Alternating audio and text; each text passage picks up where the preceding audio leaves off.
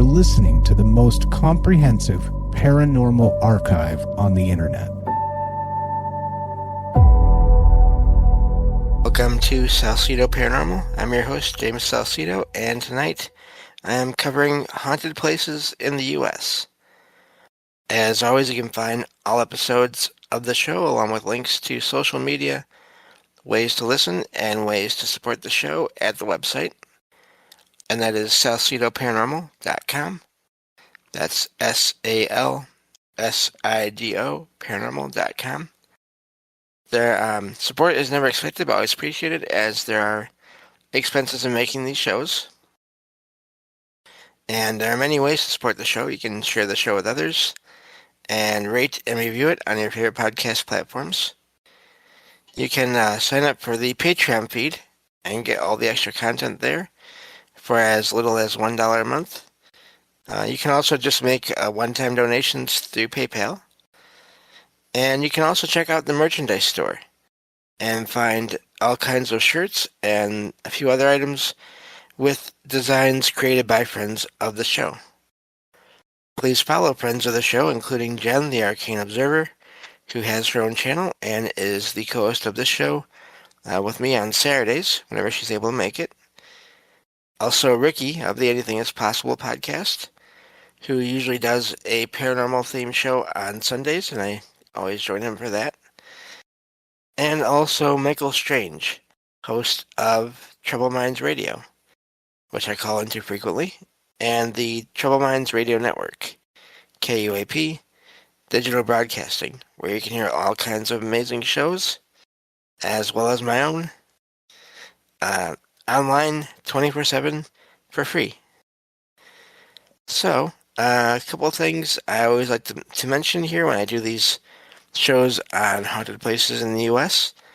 How it works is I find out about locations, and I include a couple of links in the description for every episode about each location, and I get a summary written up about it, and just read that summary. And then you can check out the links and start your own research and find pictures and all kinds of things online to go along with what I talk about. Also, I do not ever recommend trespassing, so please, if you're thinking about visiting any of these places I talk about in these shows, make sure that is okay. Do research as to the current state of the location, not just what the articles or the summaries that I share mention, because things can change over time, and not every place will be open for people to visit all the time, but I think it's still important to cover all these places and just to get a general idea of paranormal activity across the U.S. Again, this is not anywhere near a complete list that would make the series so much longer than it already is going to be. There's just a handful of places within each state in the U.S., and we go from there. And also, I want to apologize in advance for any names or words I do not say correctly, because names can be hard and words as well. So I apologize for that in advance, but I will always do what I can. So thank you all for being here and listening in. And let me get back to the document here, and we'll get going again. So this next location I'm going to talk about here is the Minneapolis City Hall in Minneapolis, Minnesota.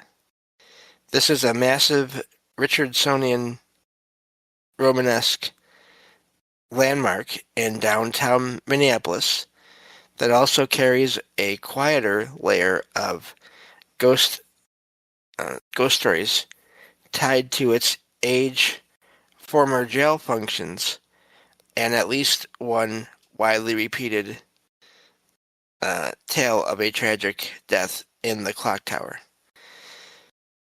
The building's haunting lives mostly in local anecdotes and tours rather than in formal paranormal case files, but it fits the common pattern of grand civic buildings accumulating spectral lore over more than a century of continuous use. That does make sense. The longer a place is around, the more public it is, the more that could happen there, I guess.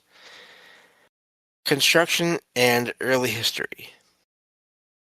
Minneapolis City Hall and Hennepin County Courthouse, often called the Municipal Building, were constructed between 1899 and about 1905 to 1906 on the site of Washington School, the first public schoolhouse west of the Mississippi in Minneapolis. It was designed by the local firm Long and Keyes in a heavy castle-like Richardsonian Romanesque style, inspired by Henry Hobson Richardson's Allegheny County Courthouse in Pittsburgh. The building was intended as a joint facility for both the city and county, replacing earlier separate city hall and courthouse buildings, and ultimately the earlier Hennepin County Jail. Construction costs ballooned to more than $3 million when public pressure led officials to build the entire structure out of pink Ortonville granite rather than just the foundation, with some individual stones weighing more than 20 tons. That's a lot of money way back when, too. Architecture and notable features. City Hall occupies an entire downtown block and rises 5 stories above grade. But its most striking feature is the tall central clock tower, which reaches roughly 345 to 365 feet and was, tall, and was for some years the tallest structure in Minneapolis. Each of the 4 clock faces measures about 23 feet 6 inches in diameter, slightly larger than London's Big Ben, and together they once formed the largest 4-sided chiming public clock in the world. Inside, the building features a large central courtyard, rotunda, white marble staircases with ornate cast iron railings, and ceremonial spaces such as the council chambers and cathedral-like courtrooms, some of which have been altered and partially restored over time. The atrium also houses the 14,000-pound Father of Waters statue representing the Mississippi River, which has become an emblematic interior focal point and a frequent setting for stories about odd sensations after hours. Later changes and continued use.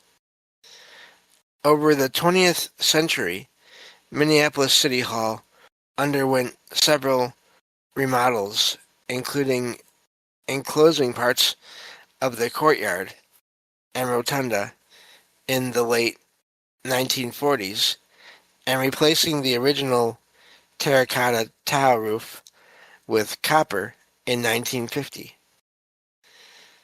In the mid-20th century, the original multi-story council chambers and major courtrooms volumes were reduced and reconfigured to create more practical, lower-ceilinged spaces for modern office and courtroom needs. The Municipal Building Commission, established in 1904, continues to oversee the structure, which still houses city and county government offices, courts, and ceremonial functions, making it one of the longest-serving civic buildings in Minnesota. Ongoing preservation projects in recent decades have addressed the granite masonry, clock tower, and historic interior finishes, reflecting the building's status on the National Register of Historic Places and its importance as a downtown landmark. Jail functions and darker associations. Historically, the complex housed county courtrooms and jail functions in addition to city offices, which gives context to later tales of hauntings. Before the current U.S. Bank Stadium site was developed, the old Hennepin County Jail stood nearby, and people often conflate its history with that of City Hall, reinforcing a generalized association between the municipal block, criminal trials, and incarceration. City Hall's courtrooms handled serious criminal cases for decades, and the building has seen its share of defendants sentenced to prison and, in earlier eras, to death, which contributes to the perception of heavy emotional residue within its walls. The maze-like corridors, secure areas, and partially decommissioned spaces, combined with the knowledge of past trials and jail connections, set the stage for staff and visitors to interpret odd noises or fleeting impressions as possible manifestations of past inmates, officers, or defendants. Clock Tower and Ghost Stories. Local lore often centers on the clock tower, whose cramped elevator and upper levels are dramatic and somewhat unsettling, even in daylight. The small tower elevator, which only holds a few people, and rises more than a dozen stories into the tower, is frequently described as claustrophobic and eerie, especially when used at night or during maintenance visits. A persistent anecdotal story describes a worker or watchman who died in or near the tower. Versions range from a fall during construction to a later maintenance accident, and whose spirit is said to linger around the upper stairwells and clock faces. This type of narrative parallels known historical facts about the challenging and hazardous construction and later repair work on the tower and clock, though individual names and dates are rarely documented in popular accounts. Interior hauntings and reported phenomena. Stories from employees, security staff, and visitors sometimes describe footsteps echoing in otherwise empty marble corridors, especially at night when most offices are closed. These sounds are occasionally accompanied by the sense of a presence just out of sight, particularly near stairwells and along the upper floors that overlook the courtyard. Other accounts mention lights flickering on in rooms believed to be empty, doors flickering on in rooms believed to be empty. Oh, there we go. Okay. I could read. Doors opening or closing on their own, or elevators arriving on a floor without being summoned.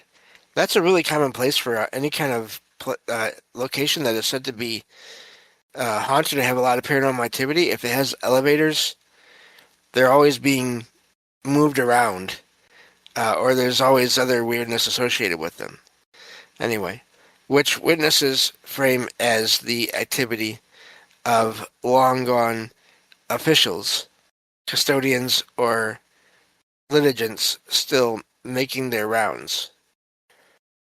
Such reports are typical of large, old civic buildings with complex mechanical systems, but they have become woven into City Hall's informal haunted reputation. Folklore and paranormal framing. Local history groups and architectural tours highlight Minneapolis City Hall, or City Hall's design, clock tower, and role in civic life, occasionally acknowledging its quieter ghost stories as part of the building's mystique. These mentions generally stop short of endorsing specific apparitions, instead presenting the tales as folklore that naturally accumulates around a massive stone-walled structure that has witnessed more than a century of trials, political struggles, and private dramas. From a paranormal research perspective, the site resembles other major municipal buildings, hauntings characterized less by a single famous ghost and more by a patchwork of impressions, footsteps, elevator oddities, and tower lore, encouraged by the building's age, scale, history of high-stakes proceedings, and dramatically atmospheric architecture. So that's where that one ends. I do agree. Um, it's anytime you have a place with that much emotion going on, all those kinds of situations for that long, it seems like that can cause things to happen. And it doesn't always have to be. There are so many places that where the people have figured out, or they feel like they figured out, or they know, due to either messages or sort of telepathic contact or whatever, just signs, that they know who is there. They know um, the consciousness that is there, but not in a physical form. And but other places, there's just things that happen, and no one ever gets a real clear sense of who's there, or why they're there, or why they're causing these things to happen. There's just things that happen. I have that in my own place. I mean, I don't, except for, again, one specific series of examples. There's a lot of things that happen around here that I don't know why or how or who's behind them. Uh, I just things happen here and there. So now multiply that. I live in a small apartment. Multiply that by, I mean, who knows how many times to get the size and scope of a building like a city hall, courthouse, and that kind of a thing. Uh, then I think it's definitely a good probability that something like this can happen. Matt Sal in chat says, "Yeah, I have stories of elevators moving without being summoned." Yeah, elevators are. I did a whole show about elevator paranormal reports a while ago, and it was a lot of fun. And every once in a while, they still come up in the experiences here and there. So it's a common thing. We're gonna get to at least one more of these before this episode ends. That was a.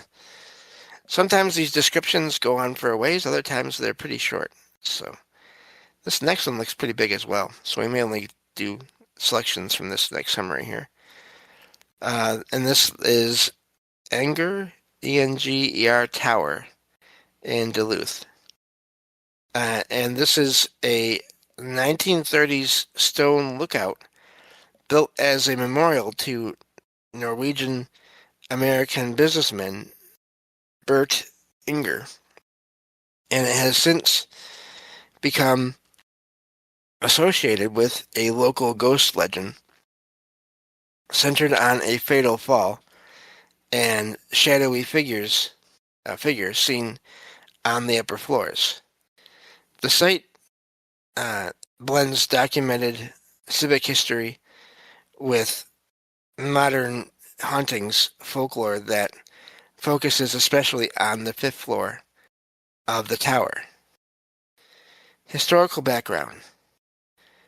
Enger Tower stands about 80 feet tall atop Enger Park, offering panoramic views of Duluth, its harbor, and Lake Superior, and was constructed of local stone quarried on site.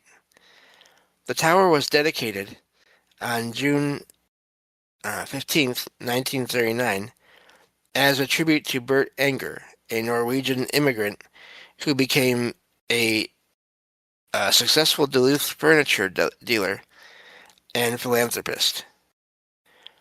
Bert Enger anonymously donated around $50,000 in 1920 so Duluth could purchase land on what was then called Grand Mountain and develop a public park and golf course. The city later named the area Enger Park in his honor. When Enger died in 1931, he left roughly two-thirds of his estate to Duluth with instructions that a lookout tower be built on the hill, surrounded by beautified grounds and footpaths for visitors. And let me just check on things here because there's a lot. I definitely recommend, like I said, checking out the articles that I include in all these shows here. We are going to skip to the paranormal part here and let you all look into more of the history on your own. Origin of the haunting legend. Enger Tower's haunted reputation is rooted in a local legend that a man died there in 1948 after falling, or other circumstances, from the upper levels of the tower. Some versions frame this in different ways, saying that a distraught man died there and that his restless spirit lingers, though the story is repeated in paranormal sources more as folklore than as a fully documented case. We see this over and over again with so many reports where there's things going on and then folklore shows up around it based on something someone heard or read or was told, and yet there's not always historical evidence to back up what the claims are. Modern haunted Minnesota lists regularly include Enger Tower as one of Duluth's best-known ghost sites, after often summarizing it as a scenic lookout. Okay. Reported paranormal activity. I'm trying to get through a bunch of this here as fast as we can. Visitors and paranormal enthusiasts commonly focus on the upper floors, especially the fifth floor, as the center of reported phenomena. Repeated claims describe a shadowy figure moving around or circling the upper levels of the tower, often glimpsed near dusk or at night, and sometimes interpreted as the apparition of the man who died there. There's other things here, but you'll have to check out the articles and everything to get more of that. Thank you all for listening, and I will talk to y'all next time on Salsido Paranormal. Take care.